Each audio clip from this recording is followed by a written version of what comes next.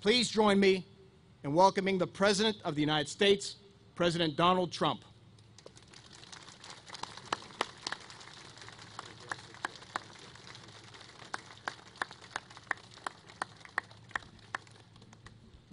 Well, thank you very much, Secretary Esper.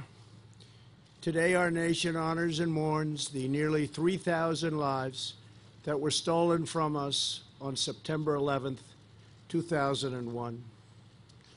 On these grounds, 184 people were murdered when al-Qaeda terrorists overtook American Airlines Flight 77 and crashed it into the Pentagon.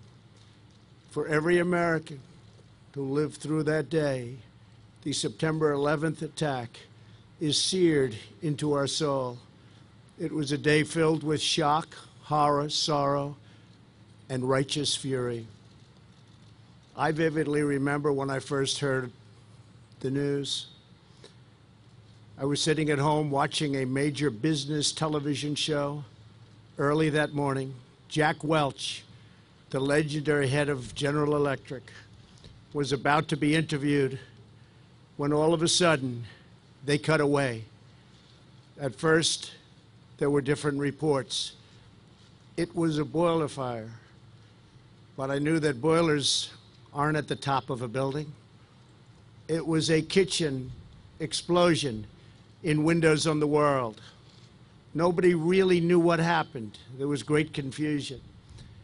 I was looking out of a window from a building in Midtown Manhattan, directly at the World Trade Center, when I saw a second plane at a tremendous speed go into the second tower. It was then that I realized the world was going to change. I was no longer going to be, and it could never, ever be, that innocent place that I thought it was. Soon after, I went down to Ground Zero with men who worked for me to try to help in any little way that we could. We were not alone. So many others were scattered around, trying to do the same. They were all trying to help. But for the families who join us, this is your anniversary of personal and permanent loss. It's the day that has replayed in your memory 1,000 times over. The last kiss, the last phone call, the last time hearing those precious words, "I love you." Then the attack, the anguish of knowing your family member had boarded one of these flights or was working in the World Trade Center or serving right here at the Pentagon. You waited, you prayed, you answered that most dreaded call, and your life changed forever. To each of you, the First Lady and I are united with you in grief. We come here in the knowledge that we cannot erase the pain or reverse the evil of that dark and wretched day. But we offer you all that we have, our unwavering loyalty, our undying devotion, and our eternal pledge that your loved ones will never, ever be forgotten. 18 years ago, the terrorists struck this citadel of power and American strength. But the enemy soon learned that they could not weaken the spirit of our people. In times of distress, the heart of the American patriot only grows stronger and more determined. Even in the midst of the attack, the world witnessed the awesome power of American defiance. 40 passengers and crew on Flight 93 rose up, fought back, and thwarted the enemy's wicked plans. In their final moments, these American heroes thunderously declared that we alone decide our fate. We saw American perseverance in the valiant New York firefighters, police officers, first responders, military, and everyday citizens who raced into the crashing towers to rescue innocent people. One such American was retired Army Colonel Rick Rescorla, who gave his life on 9/11. Rick earned the Silver Star and the Purple Heart for his service in Vietnam. He later became the Vice President for Security at Morgan Stanley in the World Trade Center. On the day of the attack, Rick died while leading countless others to safety. His selfless actions saved approximately 2,700 lives. Today, I'm honored to announce that we will soon be awarding the late Rick Rescorla the Presidential Citizens Medal for his extraordinary sacrifice. Though Rick has left this earth, we will ensure that the memory of his deeds will never, ever be forgotten. His memory will forever endure. Thank you. Thank you, Rick. Thank you, Rick. Thank you, Rick. Here on the western side of the Pentagon, we saw brave men and women rush into the fire and race into the scorching flames to rescue their colleagues. When evil seeks to do us harm, the incredible men and women of the United States military answer with unyielding valor and unstoppable resolve. Navy Admiral David Thomas crawled through live wires and helped lift a wall of debris to save the life of a colleague. As Admiral Thomas remembers, it was the worst day of my life, but the heroism and selfless disregard I saw that horrible morning is forever burned in my heart. Admiral Thomas, America salutes you and every patriot who defied evil that day. Thank you very much, Admiral. Thank you. Thank you very much. Thank you very much. Army Ranger Chris Brayman repeatedly went back inside the burning building, rescuing one injured person after another. Before he entered, he said a prayer and asked God to give him strength, and then he dove into the suffocating smoke and fumes and flames. At the same time, Sheila Moody had just prayed that someone would find her. Then she heard Chris's voice. As Sheila says, God sent Chris as her guardian angel. To Sheila and Chris, America is strengthened by your goodness and your grace and your bravery. Thank you very much. Thank you. Thank you very much. To fulfill our unbreakable promise to every survivor and family of 9/11, earlier this year, we fully reauthorized the Victims' Compensation Fund to the tune of billions and billions of dollars. Since September 11th, nearly 6 million young men and women have joined the United States Armed Forces. They have crossed seas, climbed mountains, trekked through deserts, and rushed into enemy compounds to face down the threat of radical Islamic terrorism. Nearly 7,000 service members have laid down their lives to protect our home, our flag, and our American way of life. American freedom survives only because there are patriots willing to sacrifice everything in its defense. No tribute is sufficient to convey the infinite depth of our nation's gratitude. On this solemn day of remembrance, our thoughts also turn to the 200,000 valiant soldiers, sailors, airmen, Coast Guardsmen, and Marines who are now, at this very moment, stationed overseas. We do not seek conflict, but if anyone dares to strike our land, we will respond with the full measure of American power and the iron will of the American spirit, and that spirit is unbreakable. We had peace talks scheduled a few days ago. I called them off when I learned that they had killed a great American soldier from Puerto Rico and 11 other innocent people.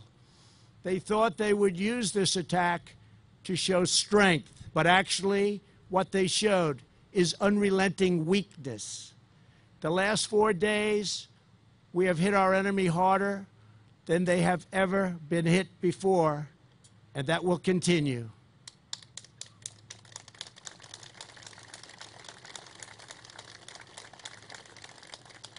And if for any reason they come back to our country, we will go wherever they are and use power the likes of which the United States has never used before.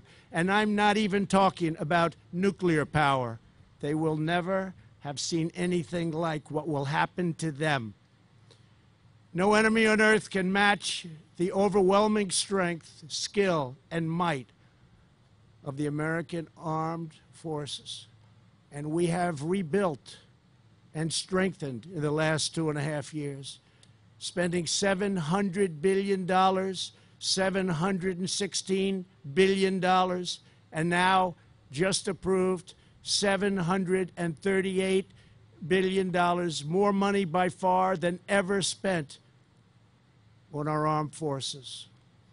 You are the fearless sentinels who stand watch over all that we cherish and everything we hold sacred, priceless, and dear. This morning, we also give thanks to the dedicated men and women at the Department of Homeland Security. Their department was created after 9/11 to help secure our immigration system and ensure that those who threaten our people are denied entry to our shores. We're indebted to every law enforcement official, state, local, and federal, who devotes their life to keeping America safe. As we gather at this moment and at this incredible memorial, we are reminded that there is no greater testament to our fallen heroes than the presence of their families who knew and loved them so much. Among the family members here today is Stephanie Dunn.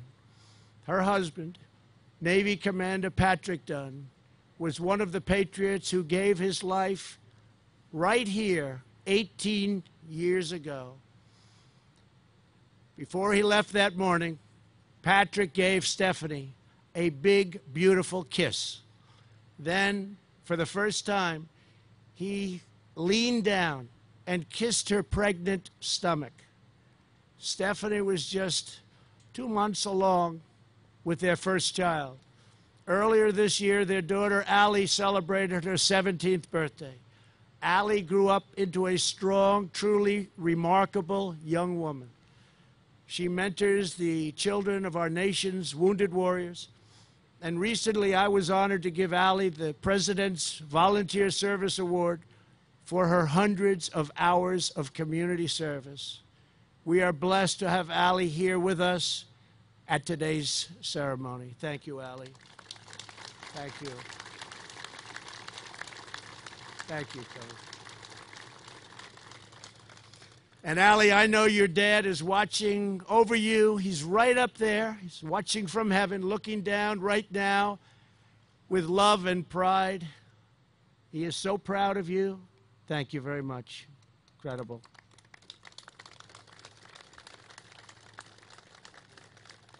Also joining us is the Viggiano family.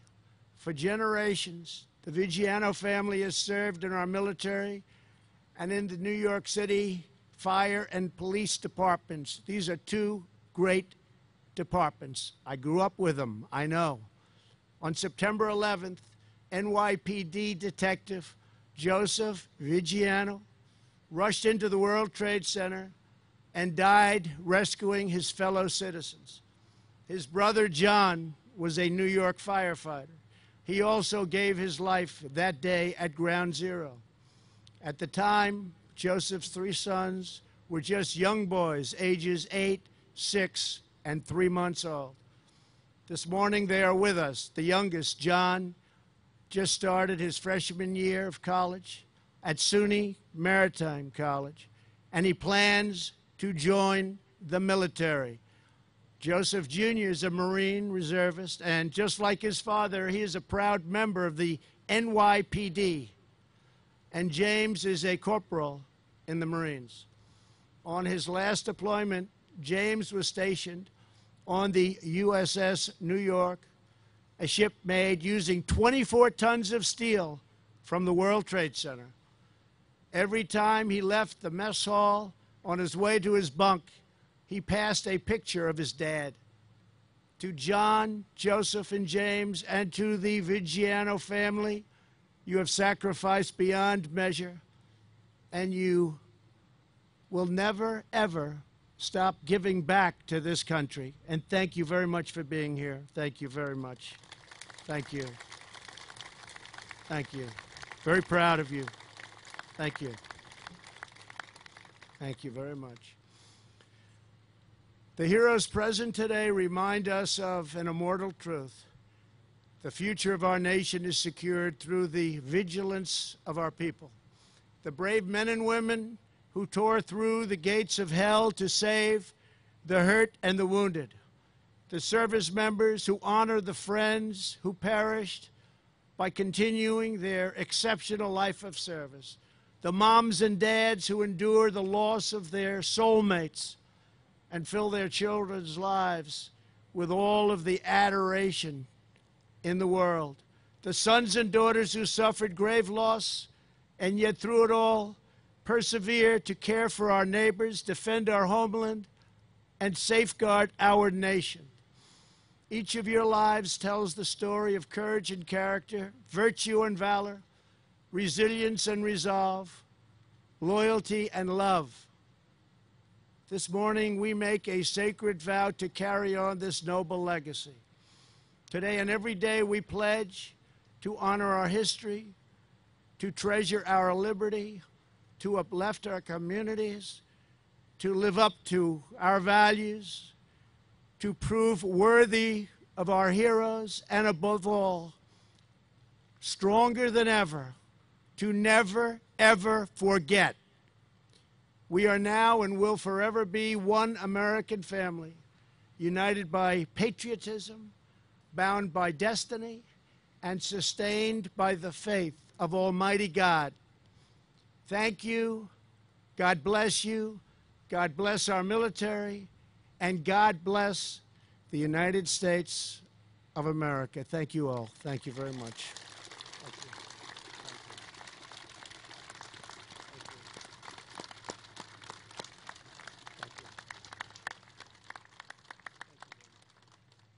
Ladies and gentlemen, please render honors for the playing of taps.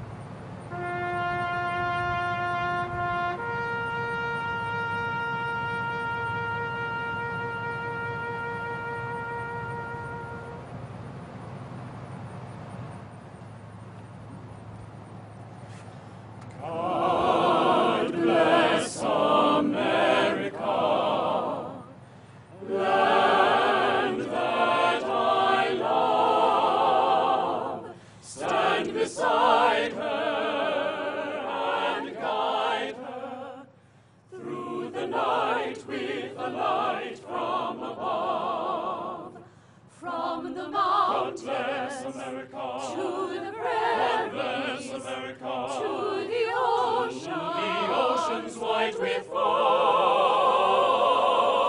God bless America, my home, sweet home. God bless America, my home, sweet home. God bless America, America, my home.